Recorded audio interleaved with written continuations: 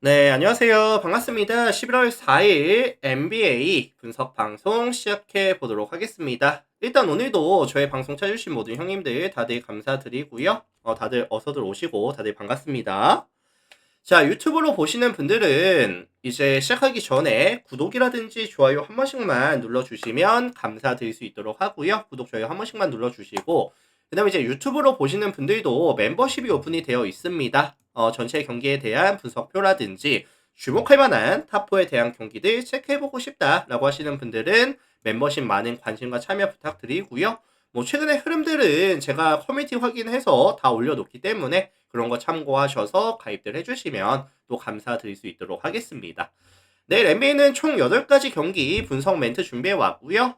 이제 저의 분석 멘트와 이제 여러분들의 분석을 한번 맞춰보시면 뭐 좋은 이제 결과가 있지 않을까라는 생각이 들고 있습니다. 참고해 주시면 될 것 같고, 8가지 경기 한번 빠르게 분석 들어가 볼 수 있도록 할게요. 구독, 좋아요만 한 번씩 부탁드립니다. 시작할게요.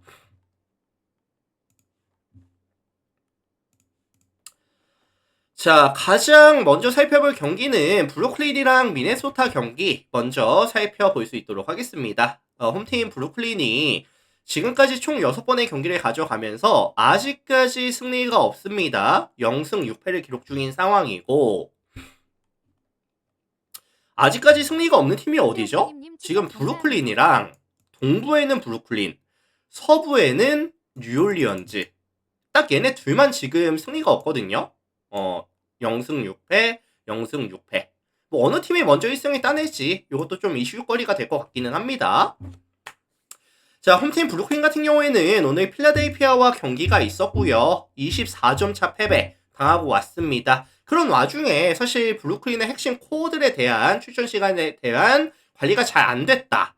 뭐 캠 토마스라든지 마이클 포터 주니어, 마포주라든지 크레스턴이라든지 이런 핵심 코어들에 대한 출전 시간에 대한 관리가 잘 안 됐거든요.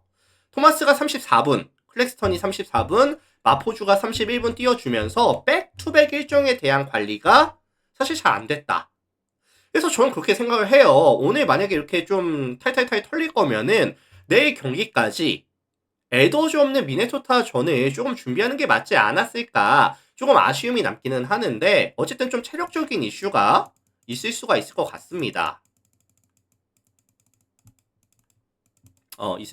있을 것 같고. 님 추천 감사합니다. 그리고 사실 지금 브루클린은 가장 큰 문제가 뭐죠? 가장 큰 문제가 이제 이 수비가 전혀 안 되고 있는 상황인데, 경기당 평균 실점이 128실점, 리그 전체 29위에다가 디펜시브 레이팅 역시도 128.9 기록하면서 리그 전체 꼴찌를 기록하고 있는 상황이고, 이 백코트의 수비력이 너무 약해요. 뭐 벤 샤라프라든지 캠 소마스라든지 백코트에 대한 수비력이 너무 약하고, 외곽에서의 3점에 대한 억제라든지 뭐 컨테스트라든지 이런 게 잘 안 되거든요. 그리고 뭐 팀 전체적인 수비력도 약하고요. 그래서 지금 미네소타는 뭐 에더즈가 없는데 괜찮을까요? 라고 말씀하실 수가 있겠지만, 그래도 랜들이 존재하고요. 맥다니엘스 최근에 괜찮고, 벤치 구간에서는 뭐 셰논이라든지 뭐 나즈 리드라든지 괜찮은 자원들 많거든요. 그래서 저는 이 미네소타가 충분히 브루클린을 만나서는 많은 득점을 뽑아낼 수가 있을 것이다 라고 볼 수 있도록 하겠습니다. 득점 기대값을 조금 높게 설정을 가져갈게요. 자, 그리고 지금 브루클린은 또 하나의 문제점이 뭐냐면은, 사실 뭐 매번 말씀을 드리지만 확실한 1번 포지션이 아직 안 정해졌습니다. 뭐 벤샤라프라든지 뭐 트레오레라든지 뭐 이런 친구들이 좀 사용하고 있는 상황인데, 핸들링이 기본적으로 불안하고 턴오버가 좀 많이 나오고 있는 상황이고, 하필 미네소타는 디비첸도라는 또 에이스급 이런 수비 자원이 또 있다 보니까 아마 턴오버에 대한 억제도 잘 안 될 거예요. 좀 턴오버가 많이 나올 수 있는 가능성도 열어두자. 그래서 요거는 종합해 보면은 미네소타가 조금 일방적으로 가져갈 수 있는 경기라고 생각을 합니다. 그래서 뭐 미네소타 승리라든지 일방적인 경기 가능성이라든지 아니면 저득점에 대한 경기 가능성까지 언급을 드려보도록 하겠습니다.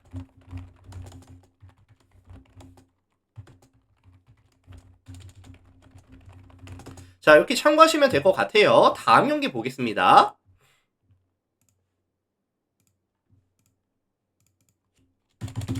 자, 인디애나랑 미러키 경기 살펴보도록 할 텐데, 요거는 뭐 사실 팩트만 말씀을 드려보자면은 미러키에 대한 선호도가 아무래도 높을 수밖에 없을 것 같거든요.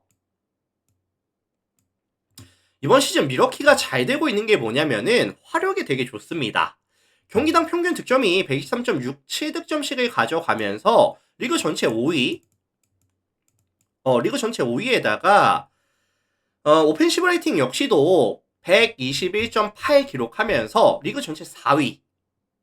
이번 시즌 미러키의 핵심적인 전술이 뭐죠? 뭐 쿤보라든지 터너 이런 빅맨들 활용해서 뭐 픽앤롤 가져간다든지, 그 다음에 이제 뭐 돌파에서 파생되는 외곽에서의 슈팅 찬스, 스팟업 자원들을 살려주는 이런 게임들이 되게 잘 되고 있거든요. 코트를 되게 넓게 쓴다는 거죠.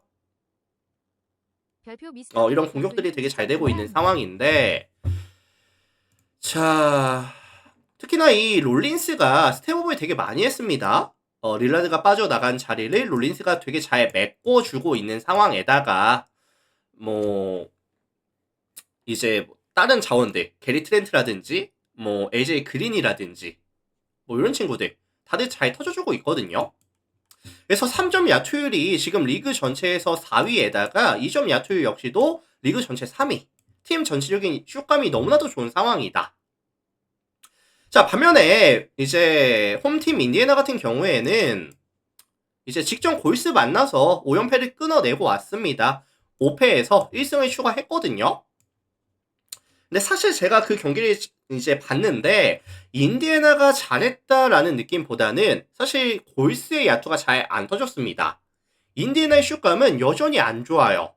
이번 시즌 뭐 평균 득점 자체도 많이 떨어져 있고요. 뭐 이런 3점에 대한, 2점 라인에 대한 야투의 자체가 차이가 많이 나거든요, 사실. 그래서 인디애나는 지금 1번 포지션이 전부 다 빠져있는 상황에다가 할리버튼의 시즌 아웃이라든지 뭐 맥포넬이라든지 네마드라든지 그나마 공을 만져줄 수 있는 자원들이 전부 다 빠져있는 상황에다가 결국에는 시아캄이라든지 네스미스 활용해서 뭐 우당탕탕 들어가는 이런 옵션이라든지 아니면 세컨 찬스 활용, 리바운드 많이 잡아내면서 손쉬운 득점을 가져가는 이런 이슈들이 많이 있는데, 다만 지금 내 상대가 누구죠? 미러키죠. 미러키는 쿤보라든지 터너라든지 바이 포티스라든지 프린스라든지 이런 프런트 코트에서의 뎁스와 밸류가 정말 좋은 팀이죠. 그래서 사실 지금 인디애나가 보여줄 수 있는 이런 슈팅에 대한 득점 기대값은 낮아지고 있는 상황이고, 세컨 찬스까지 잡을 수가 없는 경기라고 한다면은 저는 미러키가 쿤보가 만약에 나오지 않는다 한들 그럼에도 불구하고 미러키가 유리해 보입니다, 사실. 근데 아마 쿤보 나올 것 같기는 해요. 나올 것 같고. 자, 그래서 요거는 제가 이제 미러키 승리라든지 5.5 마헨, 그 다음에 인디애나의 득점 기대값이 낮아질 수밖에 없다라고 한다면은 234.5 기준 언더에 대한 가능성까지. 이거 쿤보 없어도 전 미러키가 좋아 보이긴 하거든요. 참고하시면 될 것 같습니다.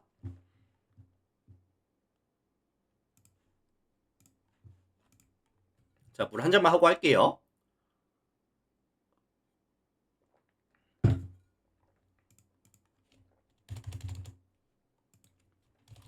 자, 다음 경기 보스턴이랑 유타 경기 살펴볼 수 있도록 하겠습니다. 보스턴 유타.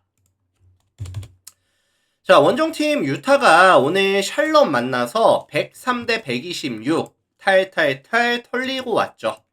103대 126 털리고 왔는데,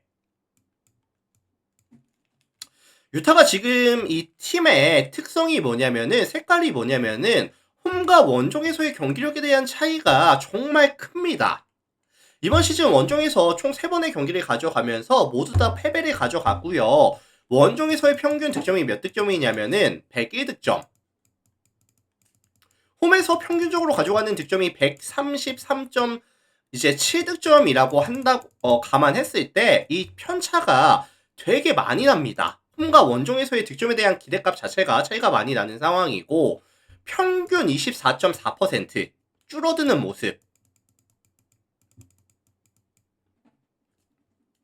그래서 원정에서 이제 아무래도 팀 전체적인 야투 부진이 가장 큰 이유가 되겠죠.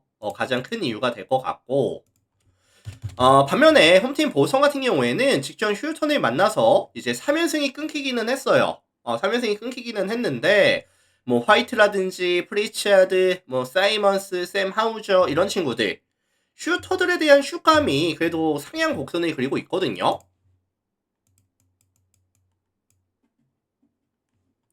그래서 지금 유타 같은 경우에도 백코트에서의 이런 자원들의 떨어지는 수비 기대값이라든지 그 다음에 유타가 화력으로 이 보선을 따라가기에도 조금 힘든 상황의 연속이라든지 감안해 봤을 때 보선이 좀 유리해 보이기는 하거든요. 다만 이 유타가 가져갈 수 있는 강점은 이 뭐 캐슬러라든지 필리포스키라든지 너키치라든지 이런 친구들을 활용해서 세컨 찬스에 대한 또 이런 또 강점은 또 보여줄 수 있다 보니까 약간 보선이 주도하는 다운 템포에다가 득점에 대한 지원이 많이 안 되는 경기 정도? 템포가 느려지면서 야투가 조금 잘 안 터지는 경기 정도 봐주시면 좋을 것 같고요. 뭐 보선이 승리 가져가면서 약간 저득점 가능성까지 같이 말씀을 드려보도록 하겠습니다. 자, 그래서 요거는 보선 일반 승리 그 다음에 기준점이 몇이죠? 232.5 기준 언더에 대한 가능성까지 같이 언급을 드려보도록 할게요. 참고하시고요. 이게 보선이 아마 되게 많이 죽이고 갈 거예요. 템포를 많이 죽이고 갈 거고 유타는 사실 뭐 풋백 득점이 꽤나 많이 나오기는 하겠지만 뭐 이런 232까지 나오는 점수는 아니라고 보거든요. 그래서 참고하시고 가능성에 대해서 언급 드려보도록 하겠습니다. 자, 다음 경기 넘어갈게요.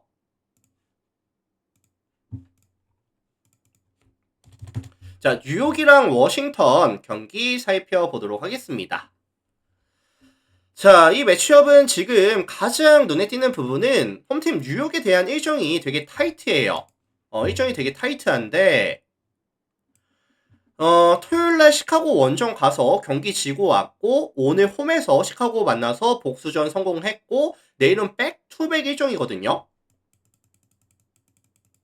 백투백인데 최근 4일 중에 이제 세 번째 경기입니다. 일정이 되게 타이트하죠. 그래서 이런 좀 타이트한 일정이라든지 주전에 대한 의존도가 조금 높은 팀이라는 점이 조금 아쉽기는 한데 긍정적인 요소라고 한다면은 그래도 타운스가 좀 살아나는 모습. 그동안 뉴욕이 이 3패를 당하는 동안에 가장 걸림돌이었던 부분이 타운스의 부진이었거든요.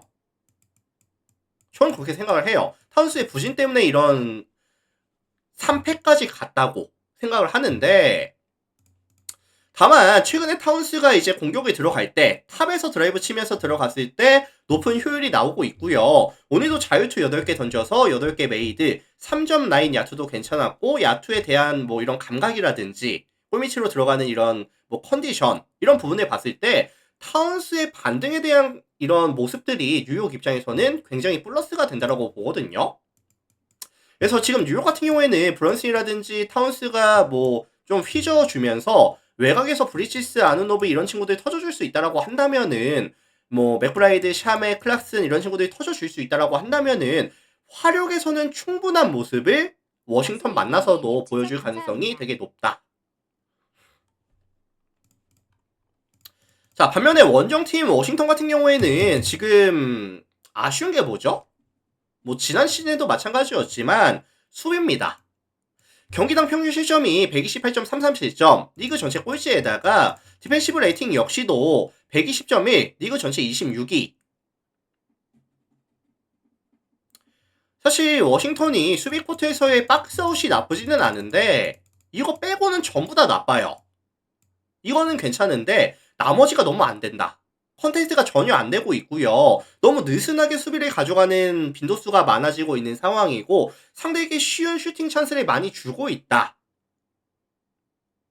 뭐 리바운드 안 뺏기면 뭐예요. 결국에 이런 순수 상대방의 슈팅 효율 자체를 떨궈주지를 못하고 있다.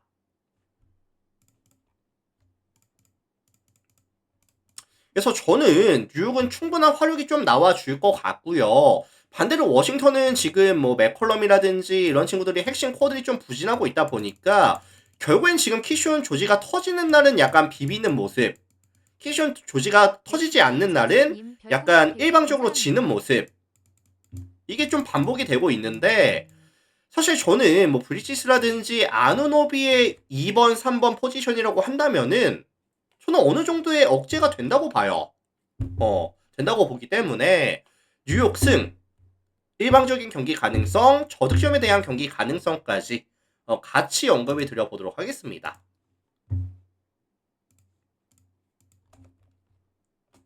그래서 내일 뉴욕은 이 타운스에 대한 효율이 되게 높게 뽑힐 것 같거든요. 그래서 뉴욕 승, 그 다음에 11.5 마헨, 그 다음에 234.5 언더에 대한 가능성까지 참고하시면 될 것 같습니다.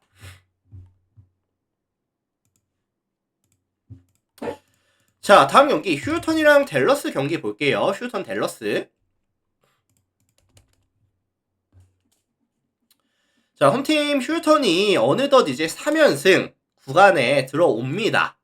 이번 시즌 휴턴은 리그에서 가장 좋은 밸런스를 보여주는 팀 중에 한 팀이다 라는 말씀을 좀 드릴 수가 있을 것 같고, 이기는 경기에서는 확연하게 점수 차이를 많이 벌려주면서 경기를 가져오고 있다 라고도 말씀을 드릴 수가 있을 것 같거든요. 이번 시즌 휴턴은 경기당 평균 득점이 127.8득점, 실점이 114.2실점씩을 가져가면서 평균 마진이 플러스 13.6을 기록하면서 리그 전체 1위. 밸런스가 좋다는 말과 동시에 이기는 경기에서는 확실히 많은 마진을 남겨주면서 이기고 있다 라는 말씀까지 동시에 드릴 수가 있을 것 같거든요. 그래서 지금 휴턴이 잘 되고 있는 게 뭐냐면은 이 공격에서는 이 슈팅 레인지가 긴 자원들이 되게 많아요.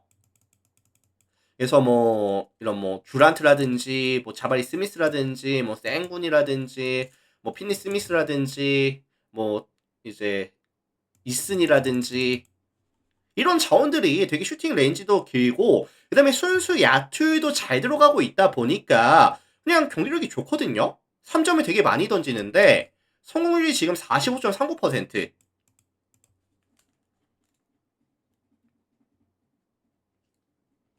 그리고 수비는 뭐 개개인의 이제 뭐 수비 능력보다도 이제 뭐 위치 선점이라든지 아니면은 뭐 팀 수비에 대한 이해도 이런 부분들이 되게 좋거든요. 그래서 밸런스가 되게 잘 맞고 있다.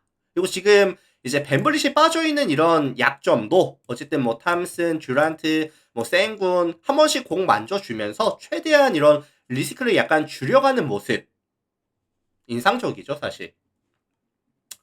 자, 반면에 원정팀 댈러스 같은 경우에는 직전 멕시코 일정을 가져갔었죠. 멕시코 갔다 왔는데 디트 상대 깨지고 왔습니다. 멕시코 가서.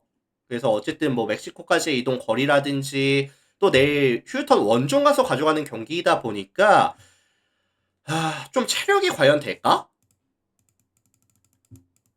그 다음에 지금 핵심 코드이 또 많이 빠져있죠. 어빙, 엑섬, 라이블리, 앤서니 데이비스. 체력적인 이슈, 뎁스적인 이슈. 게다가 이 댈러스는 기본적으로 원정에서 게임을 가져갔을 때 이런 수비에서에 대한 집중력이 많이 떨어집니다. 이런 이슈까지. 순수 체급이라든지 뎁스, 밸류 전부 다 휴턴이 이점을 좀 가져간다라고 저는 생각을 하거든요. 그래서 요거는 뭐 종합해 보면은 뭐 휴턴이 승리라든지 뭐 일방적인 승리 아니면은 어느 건 사실 잘 모르겠어요. 일반 승리 아니면 일방적인 승리. 그래서 베스트 5에서도 차이가 많이 날 텐데 이 벤치 구간에서도 사실 휴턴이 마진을 남겨줄 가능성이 높아 보입니다. 그래서 휴턴 승, 일방적인 승 이렇게 말씀을 드려보도록 할게요.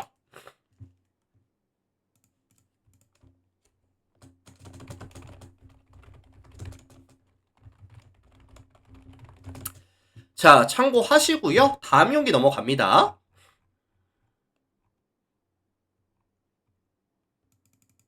자, 다음 경기 볼게요.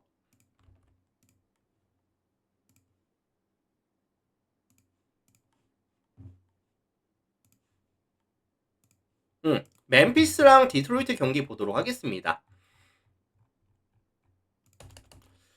자, 요 매치업은 제가 조금 어렵다라는 느낌이 좀 들기는 했어요. 이 매치업은 제가 좀 심플하게 말씀을 드리면은 프론트 싸움에서 이득을 가져가는 팀이 좀 유리한 경기다 라는 말씀을 드리고 싶은데, 멤피스는 지금 누가 있죠? 뭐 자렌 잭슨이라든지 뭐 란데일이라든지 그다음에 뭐 알다마라든지 득점력이 괜찮은 이런 빅맨 자원들이 꽤나 많습니다. 반대로 지금 디트로이트 같은 경우에도 해리스라든지 두렌, 스튜어트, 폴 리드, 골 밑에서의 이런 적극성이라든지 이런 득점에 대한 지원이 가능한 자원들, 그 다음에 세컨 찬스를 굉장히 잘 잡아주는 자원들이 되게 많아요. 그래서 어쨌든 골밑 싸움이 아마 이 경기의 핵심이라고 보여지고 있는 상황인데,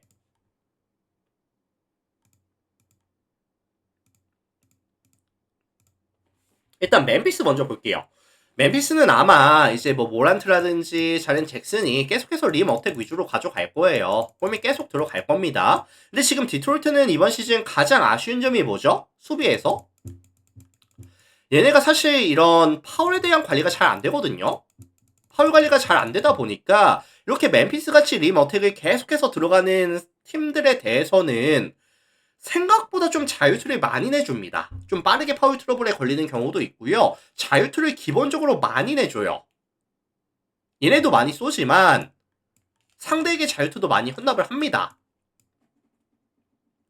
그리고 반대로 지금 디트로이트 같은 경우에는 일단은 제가 이 디트로이트가 원정이다 보니까 멤피스가 좀 유리할 수도 있겠구나 생각이 들긴 했는데, 변수가 커닝이 최근에 너무 좋아요. 시즌 이제 시작한 지 얼마 안 됐지만 계속해서 우상향 그래프를 그리고 있는 상황. 그래서 야투도 터져주고 있고 확실한 이제 몰아놓고 상대 우리 팀에게 좀 손쉬운 찬스라든지 뭐 에이페이스가 되게 잘 나가고 있습니다. 자, 그러다 보니까 사실 양 팀이 굉장히 많은 골밑에서의 세컨 찬스라든지 자유투를 꽤나 많이 얻어줄 것 같고요. 그 다음에 모란트라든지 커닝햄도 약간 자기 득점들 다 챙겨가면서 굉장히 빠른 템포의 화력전으로 흘러갈 가능성을 언급을 드리고 싶거든요. 그래서 요거는 약간 업템포의 페인트존에서의 되게 많은 득점, 접전 다득점에 대한 가능성을 언급을 드려보도록 하겠습니다. 그래서 저는 이거 이제 멤피스 플랜이라든지 3.5죠? 그 다음에 이제 좀 다득점에 대한 가능성,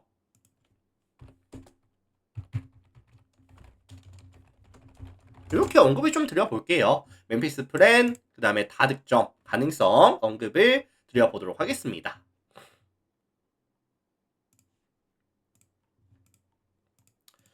자, 다음 경기 넘어갑니다. 덴버랑 세크라멘토 경기 볼게요.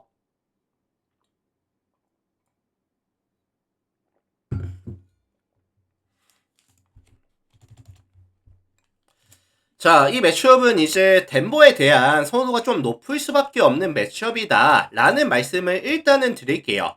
선호도가 높을 수밖에 없는 상황인데, 지금까지 덴버가 홈에서 경기를 가져갔을 때는 전부 다 이제 압도적인 스코어 차이가 났었어요. 압도적인 스코어 차이가 났었고, 내일도 이 덴버는 이 요키치를 필두로 가져가면서 뭐 자말 머레이라든지 뭐 크리스찬 브라운, 카메론 존슨, 뭐 에런 고든 전부 다 야투들이 잘 터지고 있거든요. 게다가 지금 덴버가 이번 시즌 뭐 브루스 브라운이라든지 티마주라든지 뭐 스트로라든지 윙 자원들을 활용한 이런 트랜지션 상황에서의 득점도 되게 많이 나오고 있습니다. 그러니까 이제 덴버가 가져갈 수 있는 뭐 세트 오펜서에서의 강점도 있지만 이 트랜지션 상황에서도 꽤나 많은 득점을 이번 시즌 수행해내고 있다. 득점에 대한 지원이 정말 잘 되고 있다. 효율이 정말 좋다. 라고 말씀을 드릴 수가 있을 것 같거든요. 그럼 결국에 세크라멘토의 득점에 대한 기대값이 어느 정도가 되겠느냐, 이게 핵심이 될 것 같은데, 지금 이 사보니스가 첫 한 3번, 4번의 경기에서는 되게 안 좋았어요. 근데 이제 직전 경기, 그 전 경기에서는 약간 반등하는 모습? 그러니까 이제 사보니스 손에서 시작되는 뭐 핸드오프 포지션이라든지 그 다음에 이제 직전 경기 사보니스가 24득, 그 다음에 13리바, 그 다음에 6어시 이렇게 가져가면서 약간 이런 팀플레이라든지 이제 개인적인 뭐 득점에 대한 지원이라든지 제공권 확보라든지 전체적인 밸런스가 약간 올라가는 모습을 보여줬었거든요. 결국 세크라멘토의 본체는 지금 사보니스일 수밖에 없다. 사보니스가 살아난다라고 한다면은 세크라멘토의 득점 볼륨은 올라갈 수밖에 없다. 라고 저는 생각을 합니다. 그래서 사보니스 이제 핸드오프에서 시작되는 약간 돌파에 의한 뭐 드로잔이라든지 서브룩이라든지 뭐 잭 라빈이라든지 돌파하면서 계속해서 득점을 아마 많이 뽑아낼 수 있을 것 같거든요. 요키시가 사실 뭐 수비 리커버리가 좀 좋은 선수도 아니기 때문에 아마 이제 덴버가 화력으로 앞서 나가고 세카 좀 따라가 줄 수 있는 경기가 되지 않을까라는 생각이 좀 듭니다, 저는. 그래서 종합해보면 236.5 기준 했을 때 다득점에 대한 가능성을 좀 보고 싶고요. 그 다음에 이제 핸디캡이 지금 12.5인데 저는 사실 프렌에 대한 가능성을 좀 말씀을 드리고 싶거든요. 이게 사실 5포지션까지는 조금 힘들지 않을까. 저는 10점 차 아래쪽으로 좀 점수 차이로 끝나지 않을까. 한 뭐 3포지션, 4포지션 정도로 끝나지 않을까. 뭐 이런 생각이 좀 듭니다. 참고하시면 될 것 같고. 어쨌든 핵심은 뭐다? 덴버는 지금 득점이 되게 잘 되고 있고 세크라멘토는 사보니스가 최근에 좋다. 살아났다. 이게 좀 핵심이 될 것 같아요. 근데 뭐 세크가 원정이다 보니까 이기기는 좀 힘들 것 같고요. 약간 똥줄로 덴버가 가져가는 느낌 정도? 그렇게 말씀을 드릴게요.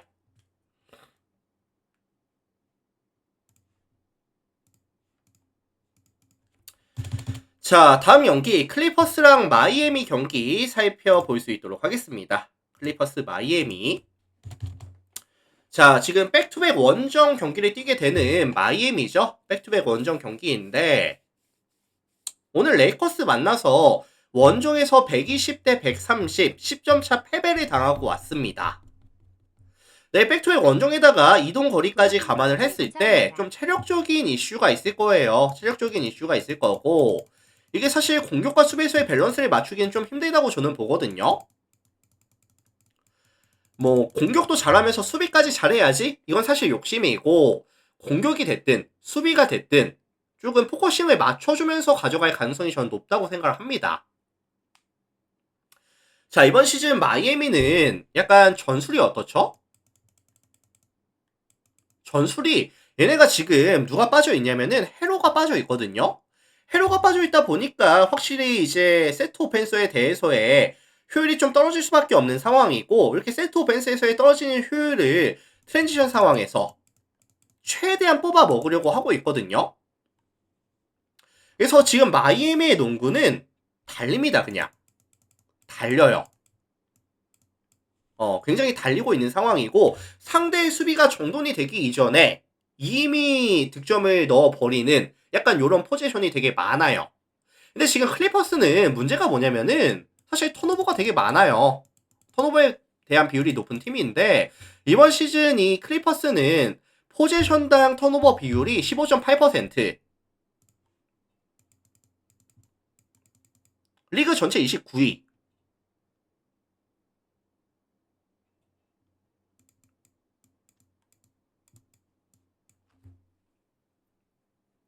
그래서 뭐 분명히 클리퍼스가 제임스 하든이라든지 브래들리 빌이라든지 카와이 레너드라든지 1대1 상황에서 뭐 다 뚫어버릴 수 있고 득점력이 있는 고점이 높은 이런 선수들이 굉장히 많은 건 사실이긴 하지만 그럼에도 불구하고 이런 턴오버에 대한 지표는 분명히 변수로 작용이 된다고 저는 봅니다.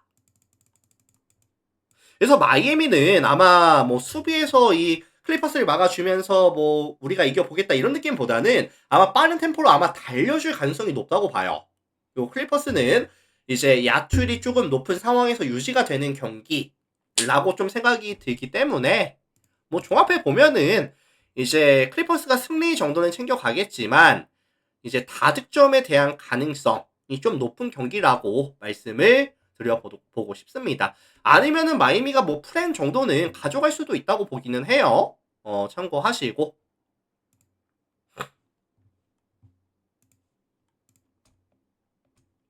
네, 백투의 원정이라서 아마 승리까지는 가져가긴 힘들 것 같고요. 크리퍼스 승. 근데 이제 핸디캡은 잘 모르겠다. 229.5 오바까지.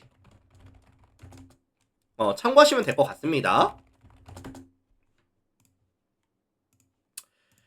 자, 이렇게 보시면 될 것 같고요. 오늘 제가 준비해온 총 8가지 경기 분석 멘트는 전부 다 진행해 봤습니다. 일단 유튜브로 보시는 분들 저의 분석 멘트가 뭐 잘 들었다든지 뭐 이러신 분들은 나가시기 전에 구독, 좋아요 한 번씩만 눌러주시면 감사드리도록 하겠습니다.